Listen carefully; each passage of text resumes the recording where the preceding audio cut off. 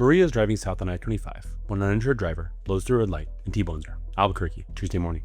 She's hurt. Her car's totaled. Police run the other driver's information, and there's nothing. No insurance. Zero. And in New Mexico, about 1 in 5 drivers on the road has no coverage at all.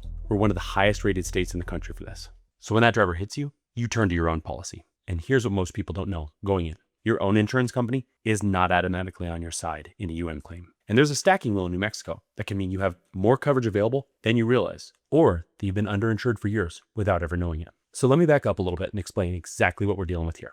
UIM coverage.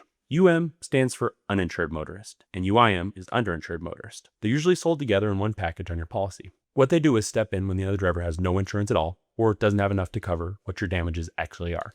Here's how it plays out in practice. Let's say the driver who hit you has minimum required liability coverage in New Mexico, which is $25,000. But your medical bills are $60,000. Their policy maxes out, and there's a $35,000 gap. That's where UIM coverage may help up to the UIM limits you bought and subject to New Mexico's offset rules. That is why the amount of UIM coverage on your own policy matters so much, right?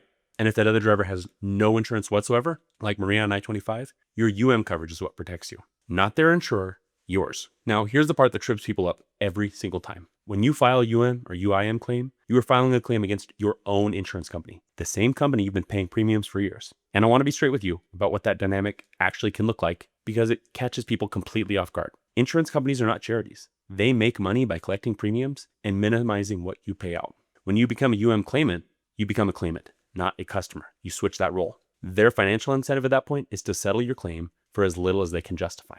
I've seen things from the other side. Before I started Hudson Injury Law, I did defense work, and I represented insurance companies. I know that from the start, they build their evaluation of a case. They give a low initial offer, they request a recorded statement, they do disputes over the extent of your injuries, and delays while your bills keep piling up. I've watched all of it used against UM claimants, people who are filing claims against their own policy, not just the third-party claimants going after someone else's insurance. I had a client come to me several months after her accident. There was an uninsured driver, she had real injuries, and she had filed her UM claim all on her own. The adjuster called within the first week, and they had a friendly tone. They said they just wanted to get things moving. She answered honestly. At one point, she said she was starting to feel a little better. What she didn't know yet is that she had 2 herniated discs that weren't fully symptomatic at the point. By the time the full injury picture developed, the insurer already had her on record, saying she was improving. And so their initial offer was low. And they had her own words ready to back it up. That's not a horror story. That's a pretty standard outcome when you go into this without knowing what to expect, right? So don't walk into this expecting your insurer to hand you a check and say they've got you covered. That is not how this works, right? They're going to scrutinize your UM claim the same way that they'd scrutinize any other claim they want to minimize. This is why having an attorney in your corner on a UM claim is not overcautious. It is the right call because the other side has professionals working to limit your payout. You should have someone doing the opposite for you. You should have someone working to maximize your payout. Now let's talk about stacking because that's probably the most important thing I'm going to cover in this entire video. Stacking means combining UM coverage limits from multiple vehicles on multiple policies. And in New Mexico, stacking is permitted by law unless you specifically signed a written waiver giving it up. So let me give you a concrete example. Let's say you have 2 vehicles on the same policy. Each has $50,000 in UM coverage. If you're entitled to stack, you potentially have $100,000 available to you, not to $50,000. You combine both limits under New Mexico law, which requires your insurer to offer you stacking. If you never signed a written waiver rejecting it, you may still have it. The problem is a lot of people signed those waivers years ago at the insurance offices. They didn't fully understand what they were signing, and they've been underinsured ever since without ever knowing it. Do me a favor right now. If you have a policy sitting in a drawer or a folder somewhere, go pull it out. Look at your declarations page. That's the summary document at the front that lists all the different numbers and coverages and tells you your limits.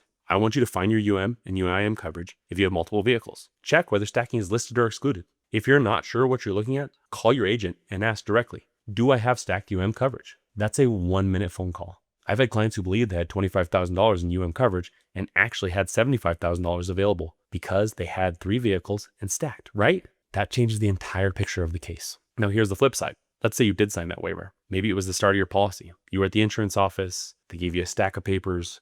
You signed where you're told to sign and did what you were told to do. Here's what that looks like in practice. 2 vehicles on that policy, $50,000 UM each. Your insurer tells you you have $50,000 in coverage, and that's where the conversation ends. They're not going to bring up the waiver. They're not going to tell you what you gave up, or that someone else with the same 2-car policy and no waiver on his file has twice the protection you do. Same accident, same injuries. A completely different outcome based on 1 piece of paper you may not even remember signing. And so the point is, you have to actually go find out which situation you're in. Now, Before I get into the practical steps of filing a UM claim, one thing worth noting. If the driver who hit you was also drunk, that's a different situation with additional damages that may be available beyond the standard injury claim. I covered that separately in the next video on my profile. For the UM claim itself, here's what the process actually looks like. Document everything. Police report, photos of both vehicles, photos of your injuries, medical records from every provider you've seen, documentation of missed work and lost wages. The more thorough the documentation, the harder it is for your insurer to challenge the extent of your damages. Be careful with recorded statements.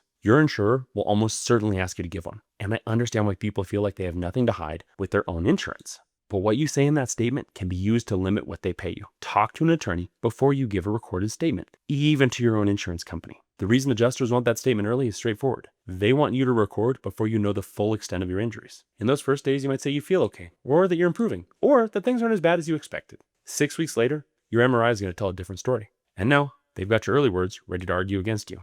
If they call and ask you, you can say exactly this: I'd like to speak with an attorney before I give a recorded statement. That pauses the conversation. Then have an attorney review your policy, because your own insurer may have cooperation requirements, and you want to meet those duties without accidentally giving a statement before you fully understand your injuries and your rights. This is not about being deceptive. It's about not accidentally saying something in an informal conversation that gets turned into a reason to reduce your claim.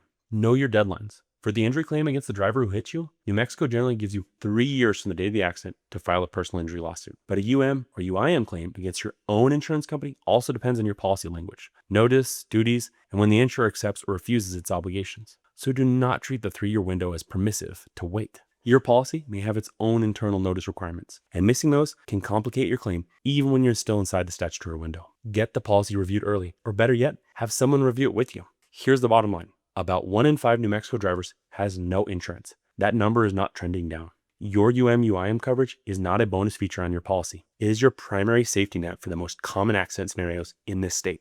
At the same point, that safety net has real gaps if you don't understand how to use it. Your insurer is not going to be your advocate in a UM claim. Stacking rules may mean you have significantly more coverage than you've been told. The claims process has real landmines in it, and the insurers on the other side of your claim know exactly where those landmines are. You paid for this protection, right? Make sure you actually get it.